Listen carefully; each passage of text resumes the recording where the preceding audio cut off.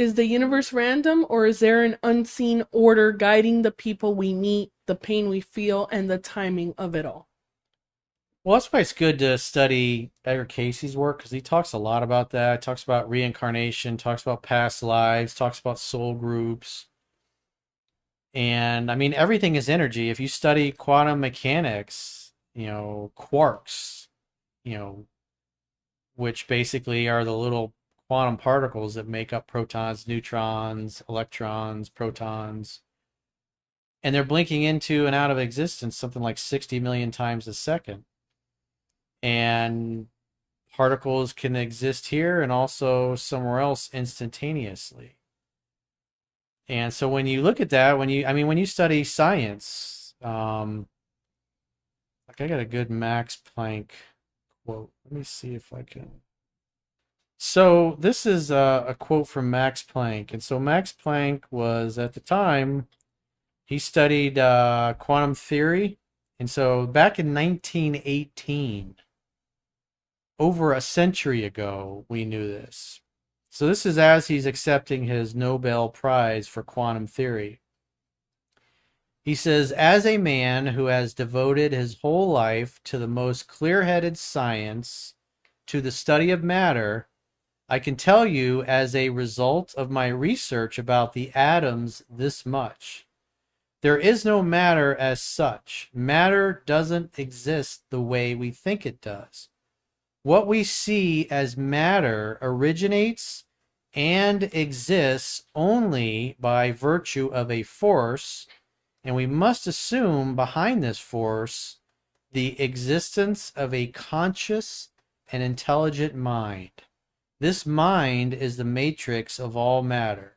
This mind is what underlies the intelligence that we see as the world around us.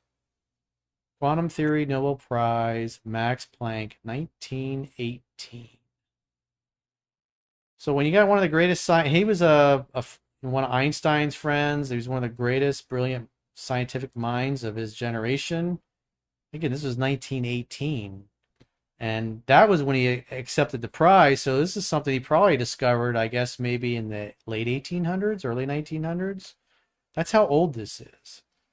And so when you look at that, I mean, science has proven the existence of the universe or God consciousness, however you want to describe it, the universe, if you will. And so we're all connected, whether we realize it or not. What did Jesus say when he was up on the cross? Forgive them, Father, for they know not what they do. So if you don't have any recollection of who you were or where you were or what your experience was before you came here, that was part of what his message was. I'm in this world, but not of this world. My Father's house has many mansions. So when you study that, you study Jesus, you study quantum theory, quantum mechanics. Long ago it proved the existence of God. Doesn't matter. You can be an atheist all you want, but it's a scientific fact that it exists. So everything you want or that you feel you're separate from, you have to move through life with an intention and have a vision for what you want to create. And the universe will conspire with you because like attracts like. That's science. Eventually you attract how you act.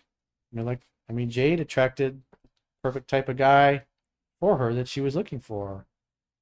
And partly because she spent all this time listening to me bloviate and read my books. It made it easy for her to recognize a guy that had his shit together versus guys that don't. Because she met plenty of guys that didn't. Oh, yeah. When she was single, it's like, man, it's like she was interviewing a lot of people. She was churning that fucking practice squad. For the streets. For a little while. Oh, it's for the streets for a little while? For a little. Well, I'm not getting any younger, so Yeah.